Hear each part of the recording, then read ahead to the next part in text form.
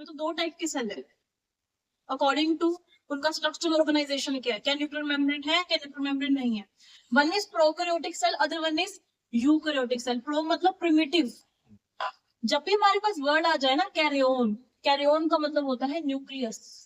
अगर primitive nucleus है तो उसको क्या बोलेंगे, प्रोकैरियोटिक सेल। अगर ट्रू न्यूक्लियस है तो उसको क्या बोलेंगे, यूकैरियोटिक सेल। अब प्रोकैरियोटिक सेल है, प्रॉपर न्यूक्लियस नहीं है, प्रॉपर न्यूक्लियस नहीं है, मेम्ब्रेन बाउंड सेल ऑर्गेनेल नहीं है, सेल का साइज छोटा है, सेल का साइज छोटा है, क्रोमोसोम नंबर सिर्फ 1 है।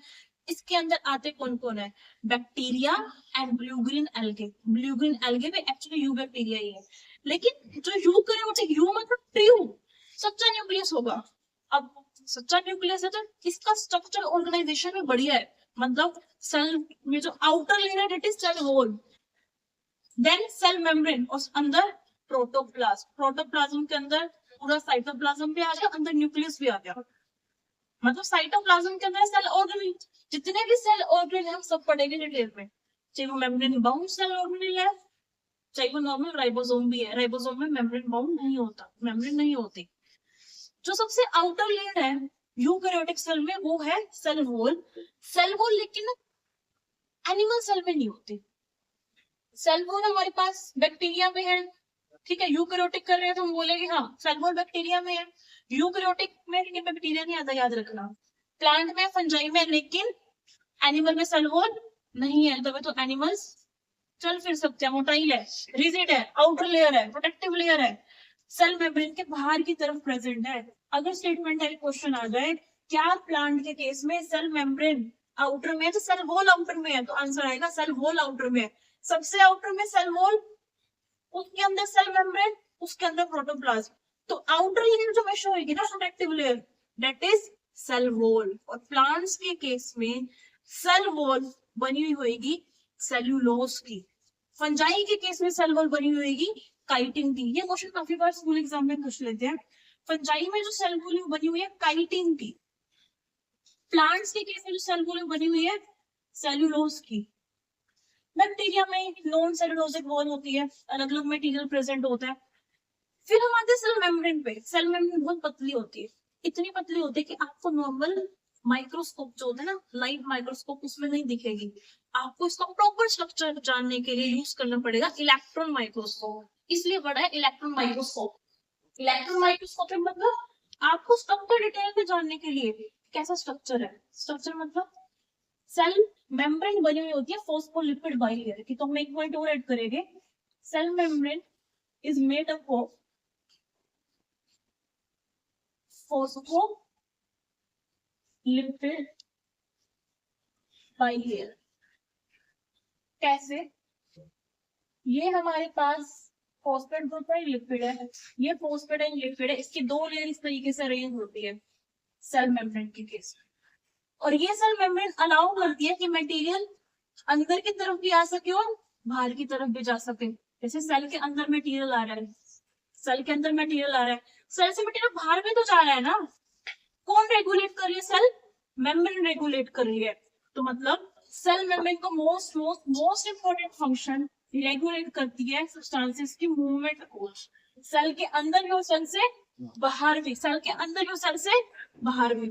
तो डिफरेंट डिफरेंट मेथड ऑफ किया है सेल मेम्ब्रेन ने सब्सटेंस को मूव कराने के लिए, सेल के अंदर भी और सेल से बाहर भी, जैसे कि जिसको बोलते हैं ट्रांसपोर्टिंग मेथड। एक है हमारे सिलेबस में एक्टिव ट्रांसपोर्ट, एक है हमारे सिलेबस में पैसिव ट्रांसपोर्ट।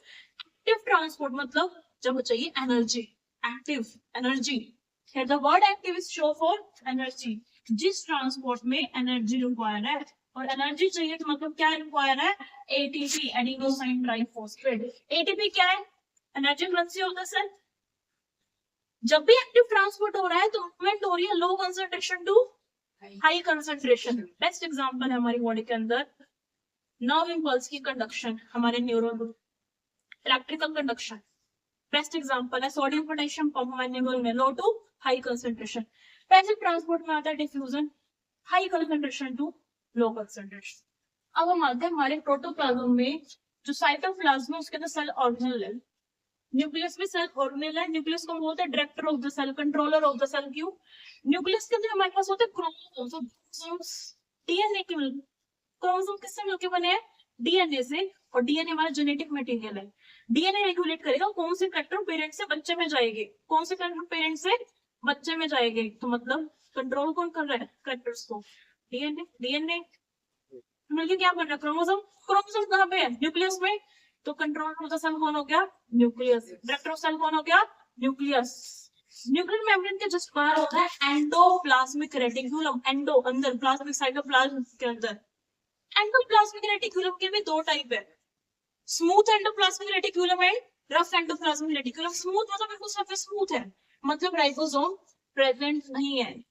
अगर हमारे पास नीट में J1 स्कूल एग्जाम में क्वेश्चन आ जाए कि कौन से टाइप के एंडोप्लाज्मिक रेटिकुलम में राइबोसोम एब्सेंट है, तो आंसर क्या आएगा, SCR। किस में प्रेजेंट है, RER। RER में राइबोसोम है। राइबोसोम में तो क्या बन रहा है बेटा, प्रोटीन बन रहा है। क्या बन रहा है बेटा, प्रोटीन बन रहा है। RER प्रोटीन बना रहा है, ट्रांसपोर्ट भी कराता है। अब ट्रांसपोर्ट कराने में गोल्जी भी हेल्प करता है। ट्रांसपोर्ट तो कराता है, मॉडिफिकेशन भी करते हैं साथ में, मॉडिफिकेशन भी करता है, डिलीवरी भी कराता है, इसलिए गोल्जी को क्या बोलते हैं, delivery boy of the cell. आगे एक पॉइंट, लाइसोसोम, जिसको हम बोलते हैं suicidal bag of the cell. क्यों सुसाइडल बैग बोल रहे हैं, क्योंकि ये पैथोजन से प्रोटेक्ट कर रहे हैं, फॉरेन पार्टिकल से प्रोटेक्ट कर रहे हैं। एक टाइम के बाद प्रोटेक्शन के चक्कर में खुद के सेल को भी डिजेस्ट कर जाता है, खुद की भी सुसाइड करा देता है। लाइसोसोम में जो एंजाइम्स होते हैं वो टेनेशियस इन नेचर होते हैं, वो कौन बनाता है, RER। Next is mitochondria, double membrane cell organelle which is known as the power house of the cell. Power house of the cell क्यों बोला, क्योंकि इसमें एटीपी बन रहा है, एरोबिक रेस्पिरेशन हो रही है माइटोकॉन्ड्रिया के अंदर, और जो बहुत सारी एटीपी बन रही है वो हमें एनर्जी दे रही है ना। What is ATP, energy currency of the cell. Last one is plastid. Plastid की बात करें तो प्लास्टिड के बहुत सारे टाइप है, क्लोरोप्लास्ट, क्रोमोप्लास्ट, ल्यूकोप्लास्ट। हमें डिटेल में करना है क्लोरोप्लास्ट। क्लोरोप्लास्ट के पास भी खुद का डीएनए है, माइटोकॉन्ड्रिया के पास भी खुद का डीएनए है।